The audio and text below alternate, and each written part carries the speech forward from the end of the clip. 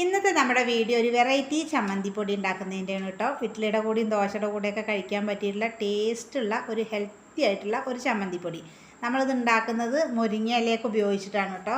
അപ്പോൾ എങ്ങനെ ഉണ്ടാക്കുക എന്നുള്ളത് നമുക്കൊന്ന് നോക്കാം. അതിന് വേണ്ടിയിട്ട് ഞാനിവിടെ മുരിങ്ങയൊക്കെ എടുത്ത് വെച്ചിട്ടുണ്ട്. നമ്മുടെ വീട്ടിൽ തന്നെയുള്ള മുരിങ്ങയാണ്. നമ്മൾ സാധാരണ മുരിങ്ങ കറിയൊക്കെ വെക്കാനാണല്ലോ എടുക്കുക. ഇത് എല്ലാവർക്കും ഇതുകൊണ്ടൊരു ചമ്മന്തിപ്പൊടി ഉണ്ടാക്കുന്നുള്ളത് അറിയുണ്ടാവില്ലായിരിക്കും. അപ്പോൾ എങ്ങനെ ഉണ്ടാക്കുകയെന്ന് നമുക്കൊന്ന് നോക്കാം. അപ്പോൾ ഞാൻ കുറച്ച് മുരിങ്ങയുടെ ഊരി വെച്ചിട്ടുണ്ട്. പിന്നെ ഉഴുന്ന് പരിപ്പ്, നമ്മുടെ സാമ്പാർ പരിപ്പ്, കറിവേപ്പിൻ്റെ ഇല, അരി, വറ്റൽമുളക്, കുറച്ച് കുരുമുളക്, പിന്നെ 2 സ്പൂൺ എടുത്തിട്ടുള്ളൂ കേട്ടോ. നാളികേരം നമുക്ക് ഇതിലേക്ക് അധികം ആവശ്യമില്ല, എന്നാൽ കുറച്ച് വേണേ. അപ്പോൾ ഒരു ചട്ടി ചൂടാൻ വെച്ചിട്ടുണ്ട്. ആദ്യം നമുക്ക് നമ്മുടെ മുരിങ്ങയുടെ ഇല നന്നായി ഒന്ന് വറുത്തെടുക്കണം. അപ്പോൾ ഈ മുരിങ്ങയുടെ ഇലയിലുള്ള ആ ഒരു വാട്ടർ കണ്ടൻറ്റൊക്കെ നല്ലോണം പോകണം കേട്ടോ. അല്ലെങ്കിൽ നമ്മുടെ ഈ പൊടി, ഇഡ്ഡലി പൊടി എന്ന് പറയുന്നത് നമ്മൾ ഒരു ദിവസം കൊണ്ട് കഴിയണതല്ലല്ലോ. നമ്മൾ ഒരു ഡബ്ബയിലൊക്കെ ആക്കി സൂക്ഷിച്ച് വെക്കുന്നതാണല്ലോ. അപ്പോൾ ഇതിലത്തെ നല്ലോണം വെള്ളമൊക്കെ വറ്റിയതിന് ശേഷം മാത്രമേ വറക്കാൻ പാടുള്ളൂ, അല്ലെങ്കിൽ ചമ്മന്തിപ്പൊടി കേടുവരും. അപ്പം നല്ലോണം ഒന്ന് എത്ര ഇല ഉണ്ടെങ്കിലും അത് വറുത്തെടുക്കുമ്പോഴേക്കും കുറച്ചായിട്ട് ഉണ്ടാവുള്ളൂ. ഇത് എത്ര കൂടുതൽ വേണമെങ്കിലും നമുക്ക് ഉണ്ടാക്കി വെക്കുക, കേടുവരില്ല. നമ്മൾ സാധാരണ ചമ്മന്തിപ്പൊടി ഉണ്ടാക്കി വെക്കുന്നത് പോലെ തന്നെയാണ് കേട്ടോ. അപ്പോൾ ഞാനിത് ഇന്നലെ ഊരി വെച്ചതാണ്. നമ്മൾ അങ്ങനെ ചെയ്യുകയാണെങ്കിൽ നമുക്ക് പെട്ടെന്ന് ഇതൊന്ന് വറുത്തെടുക്കാൻ പറ്റും. അപ്പോഴേ ഊരുന്നതിനേക്കായി നല്ല നമ്മൾ ഇതിൻ്റെ ഇലയൊക്കെ ഒന്ന് ഊരിയെടുത്തിട്ട് ഫ്രിഡ്ജിലൊക്കെ വെക്കുകയാണെങ്കിൽ അങ്ങനെ ചമ്മന്തിപ്പൊടി ഉണ്ടാക്കുമ്പോൾ എളുപ്പമാണ് കേട്ടോ. അപ്പോൾ ഇതാ നല്ലോണം ഡ്രൈ ആയി വരുന്നുണ്ട്. ഇപ്പോൾ നമ്മൾ എത്ര ഇട്ടതാണ് മുരിങ്ങയുടെ ഇല കണ്ട ചുങ്ങിയിട്ട് ഇത്രയേ ഉള്ളൂ. കൂടുതലൊക്കെ ഇതൊക്കെ ഇഷ്ടമാവുകയാണെന്ന് വെച്ചാൽ, ഈ ചമ്മന്തിപ്പൊടി നിങ്ങൾക്ക് ഇഷ്ടമാവുകയാണെന്ന് വെച്ചാൽ നിങ്ങളിത് കൂടുതലായി ഉണ്ടാക്കി വെച്ചോളൂ. ഒരു കുഴപ്പമില്ല, കേടുവരുമൊന്നുമില്ല. അപ്പോൾ നന്നായി വറവായിട്ടുണ്ട്, അത് മാറ്റി വയ്ക്കാം. എന്നിട്ട് അതേ ചട്ടിയിലേക്ക് തന്നെ നമ്മുടെ അരി, ഉഴുന്ന് പരിപ്പ് എല്ലാം കൂടി ഒന്നും കൂടി വറുത്തെടുക്കാം. ഇത് വേറെ വേറെ വേണമെങ്കിലും വറക്കാം, അതിൻ്റെ ആവശ്യമില്ല. ഒന്നിച്ച് ഇങ്ങോട്ട് തീ കുറച്ച് വെച്ചതിന് ശേഷം ഒന്നിച്ച് വറുത്തെടുത്താൽ മതി. അപ്പോൾ നമ്മുടെ പണി ലാഭമാവുമല്ലോ. ഓരോ മുളകായിട്ടും ഉഴുന്നും പരിപ്പായിട്ടും വേറെ വേറെ ഒന്നും വറുത്തെടുക്കേണ്ട ആവശ്യമില്ല കേട്ടോ.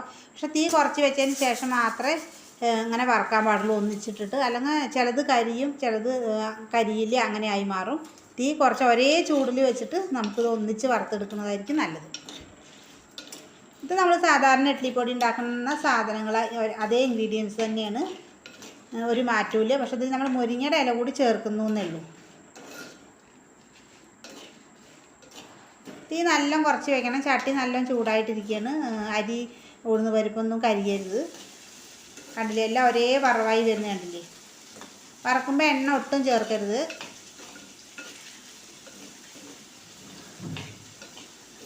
കറിവേപ്പിലേക്ക് വേണമെങ്കിൽ കുറച്ച് കൂട്ടിയെടുക്കുക, കുഴപ്പമൊന്നുമില്ല. ഞാൻ കുറച്ചേ ഇട്ടിട്ടുള്ളൂ. എരിവും വേണ്ടവർക്ക് കുറച്ചും കൂടി 2-3 വറ്റൽമുളകും കൂടി ഇടാം. പക്ഷെ നമ്മൾ കുരുമുളകും കൂടി ഇട്ടതുകൊണ്ട് ഒരുപാട് എരിവാവണ്ട. ഒരുപാട് എരിവായി കഴിഞ്ഞാൽ പിന്നെ കുട്ടികൾക്ക് കഴിക്കുമ്പോൾ ബുദ്ധിമുട്ടാവും. പൊടിയല്ലേ, അപ്പോൾ അധികം എരിവ് വേണ്ട. അപ്പോൾ അരി, ഉഴുന്ന് പരിപ്പ് എല്ലാം പാകത്തിന് വറവായിട്ടുണ്ട് കേട്ടോ. അത് മാറ്റി വെച്ചതിന് ശേഷം നമുക്ക് അതേ ചട്ടിയിലേക്ക് നാളികേരം കൂടി ഇതേപോലെ ഒന്ന് വറുത്തെടുക്കണം. നല്ലോണം വറുത്തെടുക്കണം. നാളികേരത്തിൻ്റെ ആ നാളികേര പാലൊക്കെ നല്ലോണം വറ്റണം. കൂടുതൽ നാളികേരം ഇടരുത്, അപ്പോൾ നമ്മുടെ പൊടി കേടാവാൻ ചാൻസ് ഉണ്ട്.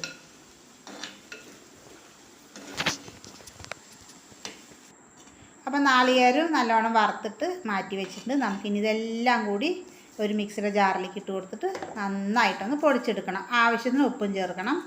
എല്ലാം കൂടി മുരിങ്ങയുടെ ഇല, മുളക്, നമ്മുടെ പയറുവർഗ്ഗങ്ങൾ, അരി എല്ലാം കൂടി ഇട്ടിട്ട് ഒരു തരിതരിപ്പോട് കൂടി പൊടിച്ചെടുക്കണം. നല്ലോണം നൈസായിട്ട് പൊടിക്കരുത്, തരിതരിങ്ങനെ പൊടിച്ചെടുക്കണം. അപ്പോൾ ആവശ്യത്തിന് ഉപ്പ് ചേർത്തിട്ട് നമുക്കിത് പൊടിച്ചെടുക്കാം. ഇതാ കണ്ടോ, ഞാനിവിടെ പൊടിച്ചെടുത്തേക്ക് കുറച്ച് തരിതരിപ്പോട് കൂടിയിട്ട് വേണം കേട്ടോ പൊടിച്ചെടുക്കാൻ. അപ്പോൾ ഇതിൽ മുരിങ്ങയുടെ ഇല ചേർത്തു എന്ന് വെച്ചിട്ട് നിങ്ങൾക്ക് ഇഡ്ഡലിപ്പൊടിക്ക് ഒരു വ്യത്യാസവും വരില്ല കേട്ടോ. ഒന്നും കൂടി ടേസ്റ്റ് കൂടുതലും, മുരിങ്ങയുടെ ഒരു ചവർക്കോ അങ്ങനെ ഒന്നും ഉണ്ടാവില്ല. എല്ലാവരും ഇതൊന്ന് ട്രൈ ചെയ്ത് നോക്കണം. ഇഡ്ഡലിയുടെ കൂടെയൊക്കെ നല്ല ടേസ്റ്റ് കേട്ടോ. നല്ല സോഫ്റ്റ് ആയിട്ടുള്ള ഇഡ്ഡലിയാണ്. സോഫ്റ്റ് ഇഡ്ഡലി ഉണ്ടാക്കുന്നതിൻ്റെ വീഡിയോ നമ്മുടെ ചാനലിലുണ്ട് കേട്ടോ, എല്ലാവരും ഒന്ന് കാണണം. ഇതാ ഇഡ്ഡലിപ്പൊടി ഉണ്ടെങ്കിൽ വേറെ ചട്നിയോ സാമ്പാറോ ഒന്നും വേണ്ട, നല്ലൊരു ടേസ്റ്റാണ് കേട്ടോ. കുറച്ച് വെളിച്ചെണ്ണയും കൂടി ഒഴിച്ച് കൊടുക്കണം. ചെറിയ കുട്ടികൾക്കൊക്കെ നമ്മൾ ഇഡ്ഡലിയുടെ പൊടി കൊടുക്കുമ്പോൾ എന്തായാലും എണ്ണ ഒഴിച്ച് കൊടുക്കണം, അല്ലെങ്കിൽ അവർക്ക് തൊണ്ടയിൽ പൊടി പോവും. അങ്ങനെ തലപ്പ് കയറുക എന്നൊക്കെ പറയില്ലേ. അപ്പോൾ പൊടി കൊടുക്കുമ്പോൾ എണ്ണ കൊടുക്കണം. ഇനി വലിയവർക്ക് എണ്ണ വേണ്ടാന്നുണ്ടെങ്കിൽ എണ്ണ ഒഴിക്കാതെയും കഴിക്കുക. നല്ല ടേസ്റ്റാണ് കേട്ടോ.